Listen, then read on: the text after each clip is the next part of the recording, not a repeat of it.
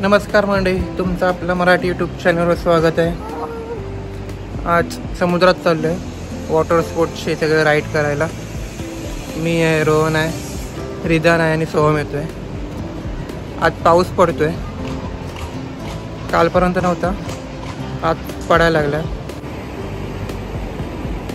पर्यटक कमी आले आज, रायडिंगला पण कोण नाही एवढं. आता 25 मे पर्यंतच वॉटर स्पोर्ट चालू आहे, नंतर बंद होणार. 4 महिन्यासाठी नंतर बंद. पावसामध्ये वॉटर स्पोर्ट हे बंद असतं ना, त्यामुळे जे काय आता 25 तारखेपर्यंतच चालू असेल.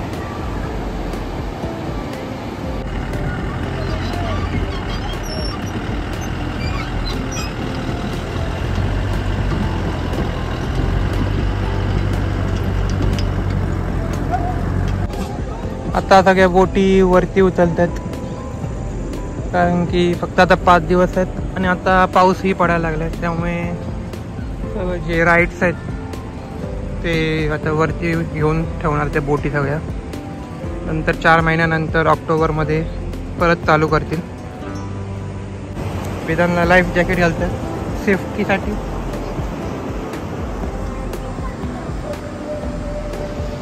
वातावरण पूर्ण ढगाळ आहे, पाऊस पडतोय रिमझिम. चलो, पडला पडला पडला पडला पडला पडला.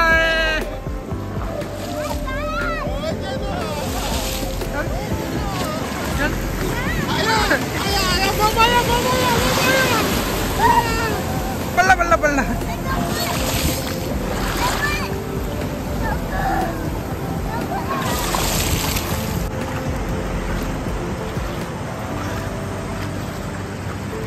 विधान जेटस्कीची राईड करतोय उभी राहून. टाटा, चालवते हा, मुंबईला जाऊ आम्ही. टाटा. विधान पकड.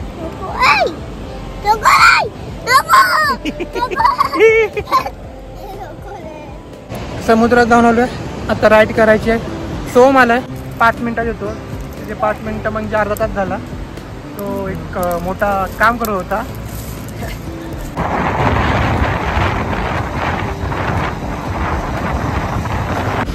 आता चाललोय पुरंडी मधल्या परशुराम भूमी बघायला. संध्याकाळचे 5 वाजले, भावाला घेऊन चाललोय.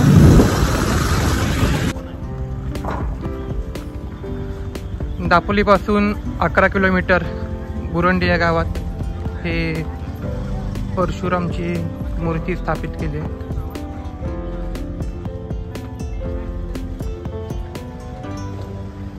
अर्ध गोलाची पृथ्वी आणि त्याच्यावर 21 फूट परशुराम देवाची मूर्ती आहे. चारी बाजूला निसर्ग.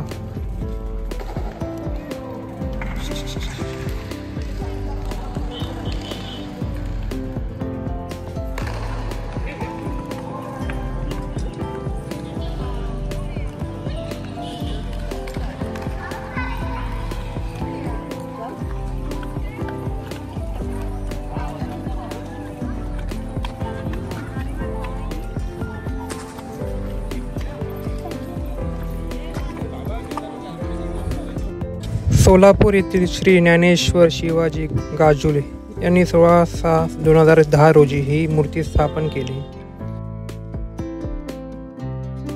एका टेकडीवर 40 फूट व्यासाच्या पृथ्वीसारख्या रंगवलेल्या गोलाकारावर 21 फूट उंच ही परशुराम मूर्ती आहे. गोलाच्या आत एक ध्यान कक्ष आहे, जिथे तुम्ही शांतपणे बसू शकता. टेकडीवरील तुम्ही तामस तीर्थ लाल समुद्र पाहू शकता, कारण प्रकाशात समुद्राचे पाणी वरून लाल दिसते. हे मूर्ती ताम्रवर्णीय असून फायबर ग्लासमध्ये बनवलेली आहे.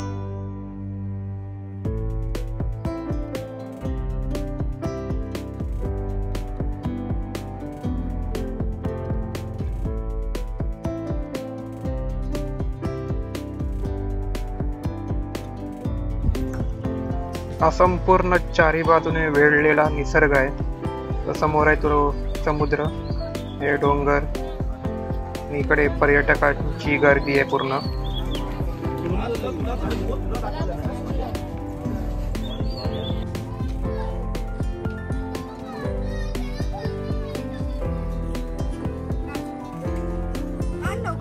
श्री अर्धगोल देवस्थान, तामस तीर्थ करंजगाव, त्याच्या भोवती फिरण्यासाठी असा एरिया आपण घातलं.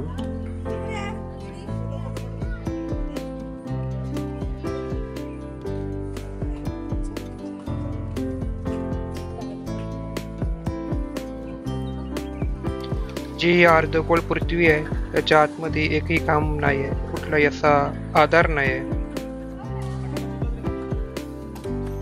फेरोक्रीट पद्धतीने अर्धगोल तयार केलेले आहे. स्मारकाभोवती निसर्ग सौंदर्य एकदम अद्भुत आहे. या स्मारकाला भरपूर पर्यटक भेट देतात. या अर्धगोल पृथ्वीच्या आतमध्ये ध्यान कक्ष, आवाज पूर्ण घुमतो इकडे.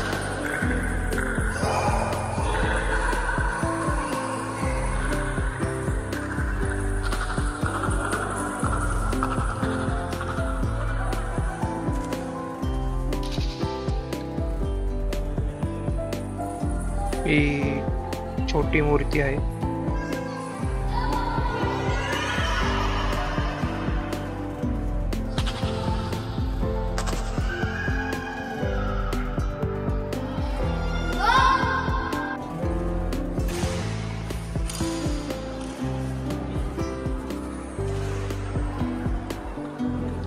आतमध्ये ते ध्यानासाठी बनवले आहे, आतमध्ये शांततेसाठी. इथं पर्यटकांची गर्दी आहे.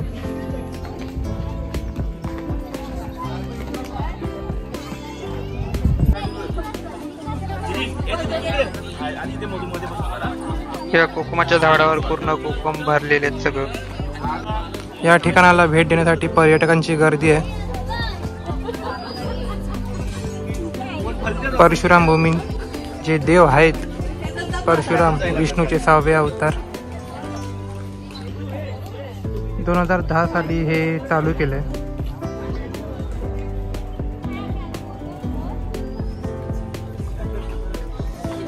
आजूबाजूला पूर्णपणे निसर्ग.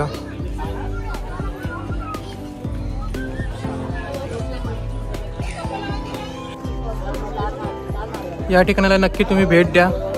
दापोलीपासून 11 किलोमीटर आतमध्ये बुरंडी या गावात आहे. हे ठिकाण तुम्हाला नक्कीच आवडेल.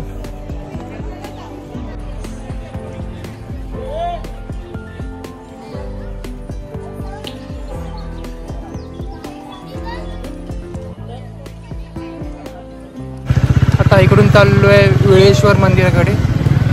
शंकराचं मंदिर आहे.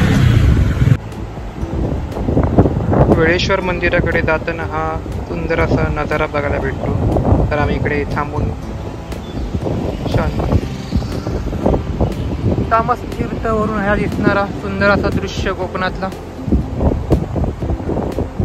परशुराम भूमीला जाताना दिसतो.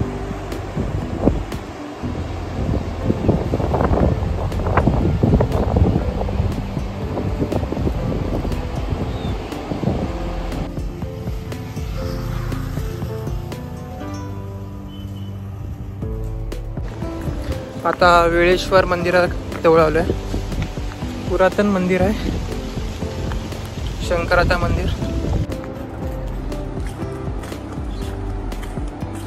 खूप वर्षांनी आलो इकडे. लहानपणी यायचो, आता येणं नाही इकडे जास्त. दापोली मध्ये असलेल्या लाडघरच्या तामस तीर्थाजवळ एक प्राचीन शिवालय आहे, ते म्हणजे वेळेश्वर मंदिर. खरं तर हे मंदिर बाजूला असलेला करंजगावच्या हद्दीत येते, पण लाडघर समुद्र अगदी बाजूला असल्याने लाडघरचे वेळेश्वर मंदिर अशी ओळख आहे. कौलारू मंदिर आहे. कोकणातले सगळे जे जुने मंदिर आहेत ते कौलारूच मंदिर आहेत. जे काल आपण गेलेलो दत्त मंदिर तेही कौलारू आहे.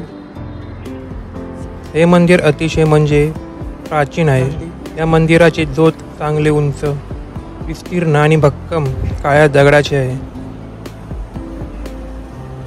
या मंदिराच्या वरच्या कळसापर्यंत उभारणी ही अतिशय सुंदर आहे. पहिला गणपती बाप्पाचं दर्शन घ्यायचं. इकडचे ग्रामस्थ हे मंदिर पांडवकालीन आहे असे सांगतात. या मंदिराची कथा अशी आहे, पूर्वी या देवळाच्या जागी मोकळी जमीन होती. ते पुष्कळ गवत वाढलेले असायचे. तेव्हा एक गुराखी आपल्या गायी बैलांना चरण्यासाठी घेऊन येत असे. तिथे एक गाय आपली वाट वाकडी करून गुरखांच्या गायींबरोबर येत असे. अनेक दिवस या गायीचा दिनक्रम पाहून एक दिवस गुराखी गायीच्या मागोमाग आला.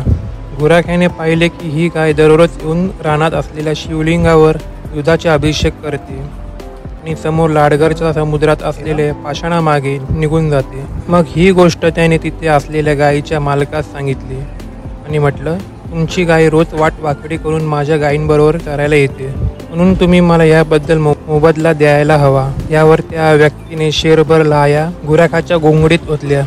गुराखाला हा मोबदला अपेक्षाप्रमाणे मिळाला नाही, म्हणून घरी परताना घोंगडीतले त्या लाया समुद्राकिनारी झटकल्या आणि घरी पोचल्यावर पाहतो तर घोंगडीत चिटकून राहिलेल्या लायांच्या मोहऱ्या झालेल्या. त्यानंतर गायीचं वाट वाकड करून येणं बंद झालं. अशा प्रकारची ही दंतकथा इथे सांगितली जाते. शिवाय ज्या लहान मुलांना वेळा लागतात, वेळा म्हणजे हातपाय बारीक होणे, तिरपे होणे, पोट वाढणे, शरीर एकदम बारीक होत जाणे, अशी लहान मुलं या मंदिरातील तीर्थ घेतल्याने एकदम निरोगी आणि व्यवस्थित होतात असे सांगितले जातात.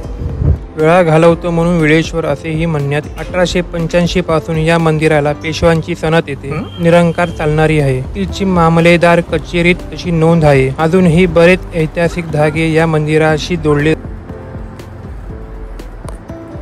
पहिला गणपती बाप्पाचं दर्शन, मग तिकडनं हनुमानाचं दर्शन, आता श्री वेळेश्वर प्रसन्न.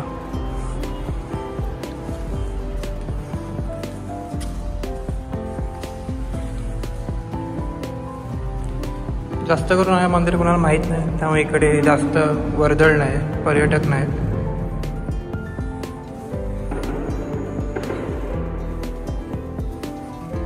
हे शिवलिंग पिंड.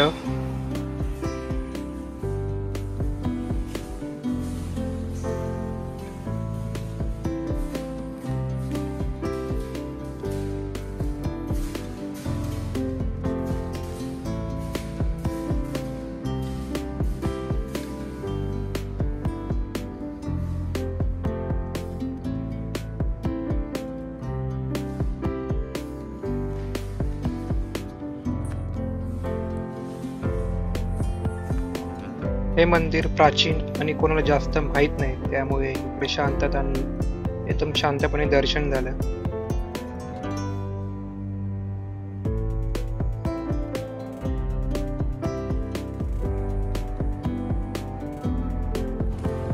त्यामुळे खरं पाहायचं झालं तर ही अशी मंदिरं प्राचीन आणि वैभवी आहे आणि हे वैभव व्यवस्थित जतन झाला पाहिजे, कायम टिकला पाहिजे. अर्धी प्रदक्षिणा.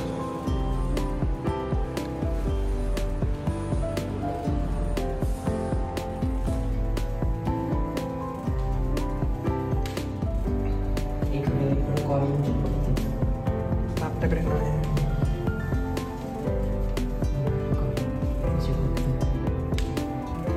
इकडे कॉईनचे पैसे असतात ते चिटकवतात.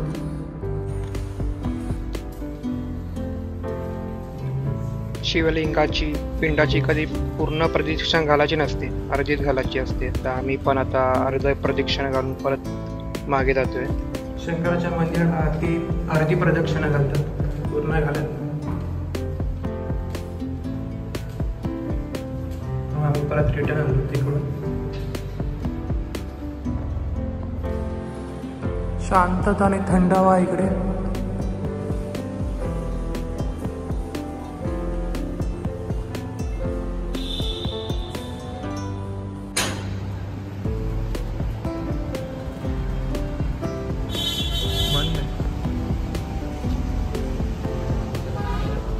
पावसात येईल ना, पाऊस कुठला पाणी येणार चालू.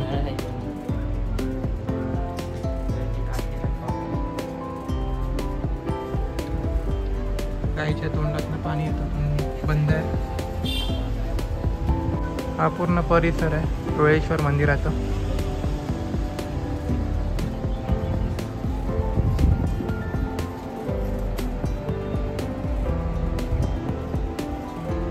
इकडे जे जुने कलाकृतीचे ज्या मूर्त्या होत्या त्या नंदीचं.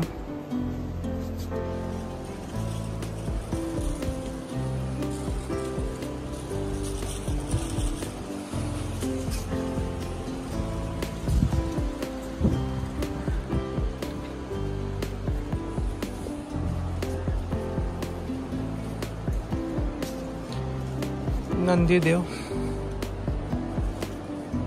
जर तुम्ही दापोलीला आला असाल तर या वेळेश्वर मंदिराला नक्की भेट द्या. आणि इकडूनच परशुराम भूमी आहे तेही जवळ आहे. हे करसगाव या ठिकाणी हे मंदिर आहे आणि त्याच्याच पुढे बुरंडी इकडे परशुराम भूमी ते बनवलं आहे. दोन्ही एकाच ठिकाणी. त्यामुळे तर तुम्ही दापोली आलात आणि ह्या साईडला येणार असाल तर नक्की भेट द्या. तर आजची व्हिडिओ आणि तुम्हाला हे ठिकाणं आवडली असेल तर नक्की लाईक करा आणि सबस्क्राईब करा. आणि जर तुम्ही आलात तर नक्की भेट द्या इकडे, कारण खूप शांतत आणि सुंदर आहे. भेटूया पुढच्या व्हिडिओमध्ये. जास्त कोणाला माहीत नसलेलं हे प्राचीन आणि सुंदर मंदिर